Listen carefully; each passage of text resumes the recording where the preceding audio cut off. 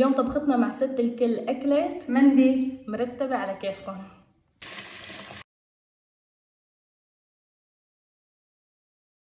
كيلو الرز قديش بده مي؟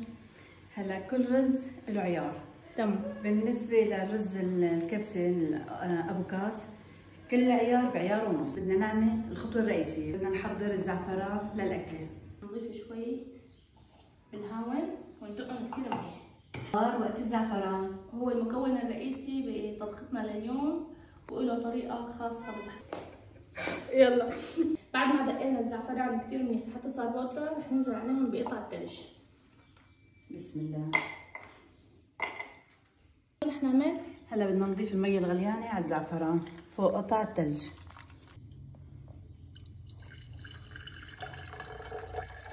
الزعفران اللي عملناه قبل شوي، زيت الزيتون، فلفل الأسود والملح.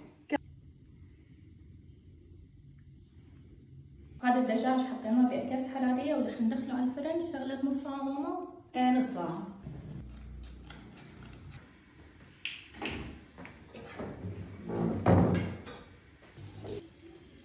هلا القرفة والكبش قرنفل واللومي اللي هو الليمون المجفف. نعم، وحبات القيل والكثير من الهيل.